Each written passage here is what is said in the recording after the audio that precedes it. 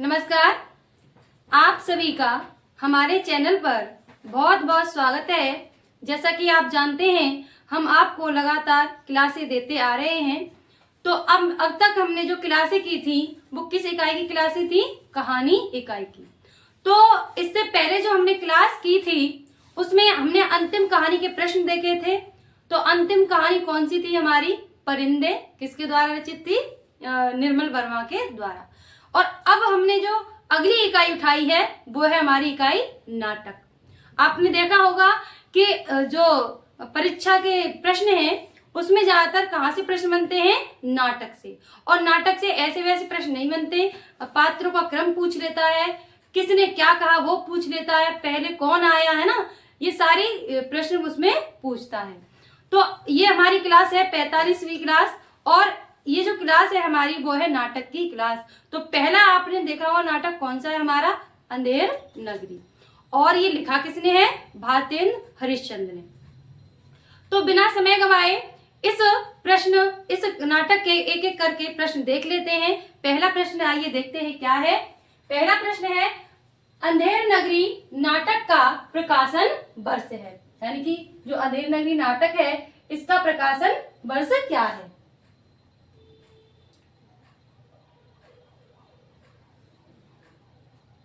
तो इसका प्रकाशन वर्ष क्या है? उत्तर में आएगा 1881।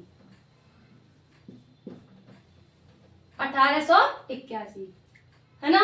और ये किस पर इसमें व्यंग किया गया है? किस पर? तत्कालीन जो सरकार थी उस पर व्यंग किया गया है, हास्य व्यंग के माध्यम से, है ना। अगला प्रश्न क्या कहता है कि इस नाटक में कितने अंक हैं? इस जो नाटक है उसमें कितने अंक हैं?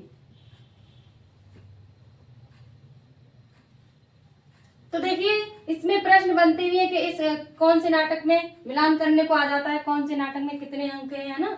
तो इसमें कितने अंक हैं? उत्तर में आएगा 6 अंक हैं। कितने? 6 अंक हैं। अब इन जो 6 अंक हैं उनके नाम भी दिए गए हैं।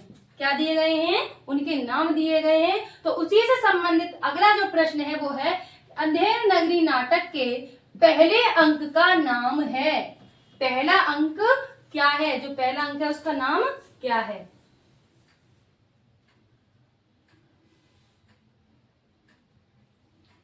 तो क्या नाम है?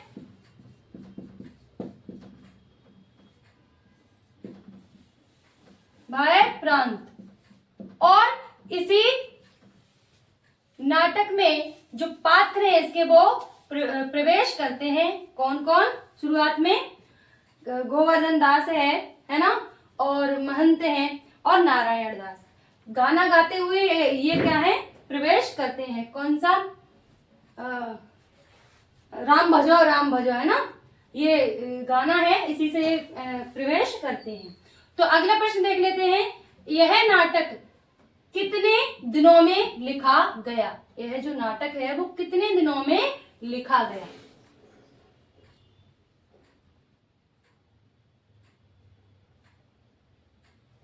तो भारतेंद्र जी ने क्या किया है? इसको 1 दिन में लिखा। कितने? 1 दिन में इसकी रचना कर दी। अगला प्रश्न क्या कहता है कि इस नाटक के दूसरे अंक में पहले कौन आता है? यानी कि पहला अंक देखा हमने, बताया कौन आता है पहले अंक में? नारायण दास, गोवर्धन दास और महंत जी। अब जो दूसरा अंक है उसमें पहले कौन आता है? और दूसरे अंक का नाम क्या है? दूसरे अंक का नाम है बाजार। तो उसमें सबसे पहले कौन आता है? तो इसमें सबसे पहले उत्तर में आएगा कबाब वाला। कबाब वाला ये सबसे पहले आता है। अगला प्रश्न है कि घासीराम नाटक में क्या बेचता है? यानी कि दूसरे अंक के ये पात्र हैं, और जैसे कबाब वाला है वैसे ही घासीराम है। तो ये जो घासीराम पात्र है वो नाटक में क्या बेचता है?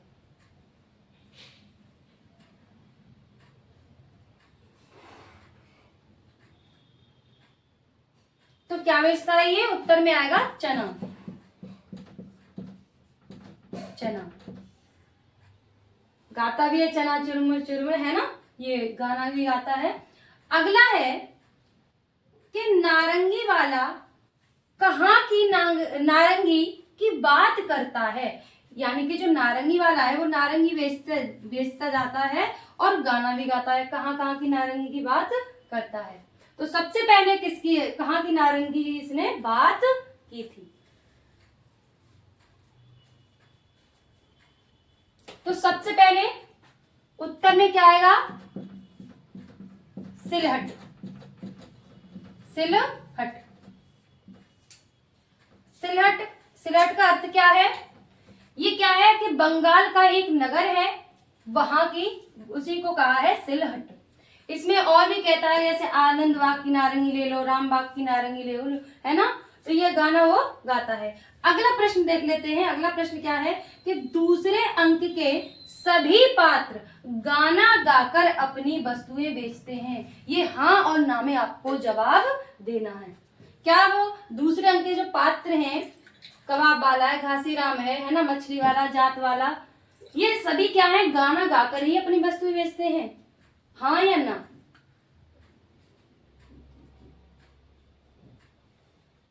तो उत्तर में क्या आएगा? ना, क्योंकि कुछ ही पात्र गाना गाकर अपनी वस्तुएं बेचते हैं। तो क्या आएगा उत्तर में? ना। अगला प्रश्न देखते हैं। दूसरे अंक में कौन सबसे बाद में आता है? हमने पहला प्रश्न क्या पूछा था? पहले कौन आता है, सबसे बाद में कौन अब आता है, सबसे बाद में कौन आया इस अंक में? देखिए, जो नाटक के पात्र हैं उनका क्रम आपको याद होना चाहिए, क्योंकि अभी जो प्रश्न बन रहे हैं वो क्रम से ही बन रहे हैं। तो सबसे बाद में कौन आता है इसमें? बनिया। ठीक है, कौन आता है? सबसे पहले कौन आया? कबाब वाला, और सबसे बाद में। अगला प्रश्न क्या है कि गोवर्धन कितने सेर मिठाई लाता है? जो गोवर्धन दास है, किसका शिष्य है? महंत जी का ये शिष्य है। तो ये कितने सेर मिठाई लाता है?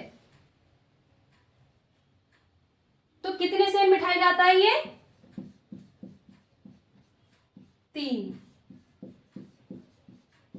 सेर मिठाई लाता है।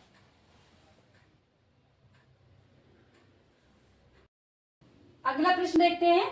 अगला प्रश्न क्या कह रहा है हमारा कि गोवर्धन दास को भीख में कितने पैसे मिले? इससे पहले जो प्रश्न किया था उसमें क्या था कि वो मिठाई जो लाया था वो कितने सेर मिठाई लाया था? तो उत्तर क्या था हमारा? 3 सेर मिठाई लाया था। तो उसको पैसे कितने मिले थे? किसमें? भीख में। कितने पैसे मिले थे? 7 पैसे। ठीक है, अगला प्रश्न देख लेते हैं। क्या है कि सेत सेत सब एक से, जहां कपूर कपास। ये क्या है? गाना है, कौन गाता आप जानते हैं? महंत जी। तो क्या कह रहे हैं कि सेत सेत सब एक से, जहां कपूर कपास, गीत किस छंद में है? और इसका क्या है? तो सेत सेत सब एक से, जहां कपूर कपास, ऐसे देश को देश में कबहू न कीजो बास। छंद कौन सा है इसमें? दोहा छंद। ठीक है, अगला प्रश्न देखते हैं कि चौथे अंक में सबसे पहले कौन आता है? हमने दूसरे अंक में पूछा, अब क्या है? चौथे अंक में सबसे पहले कौन आता है? तो चौथा अंक क्या है हमारा? राज्य सभा है। तो सबसे पहले वहां कौन प्रवेश करता है?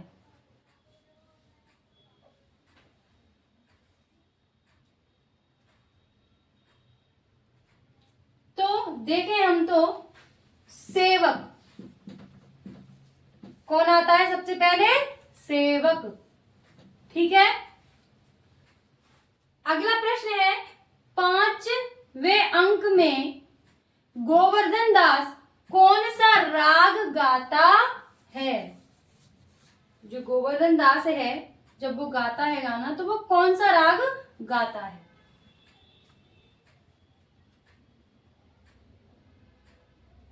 तो कौन सा राग है? राग काफी। कौन सा राग है? राग काफी। अगला प्रश्न क्या है? अंधेर नगरी है, यानी कि जो अंधेर नगरी नाटक है वो क्या है? प्रहसन है, नाटक है ना? तो क्या है वो? उत्तर में आएगा प्रहसन।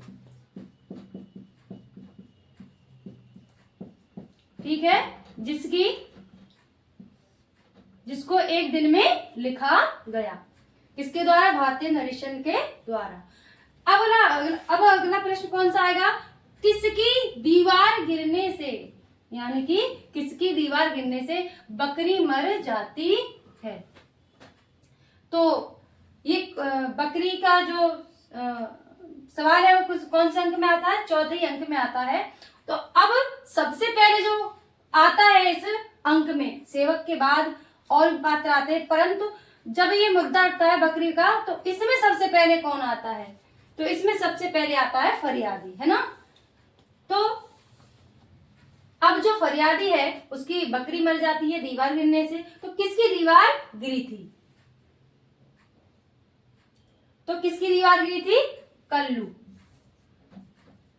किसकी दीवार गिरी थी? कल्लू, जो कि क्या है? एक बनिया है। अगला प्रश्न है चूरन अमल वैद का भारी, यानी कि जो ये गाना है कि चूरन अमल वैद का भारी, ये किसने गाया? कौन अपनी ये कहकर वस्तुएं बेचता है?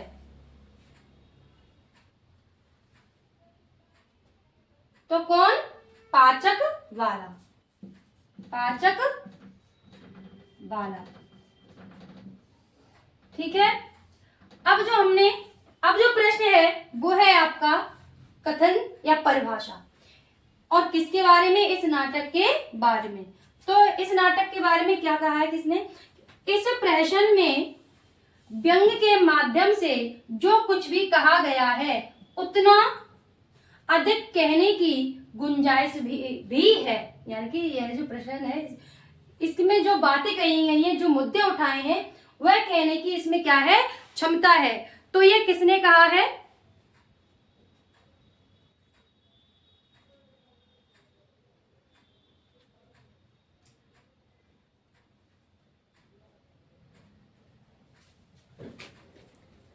किसने कहा है?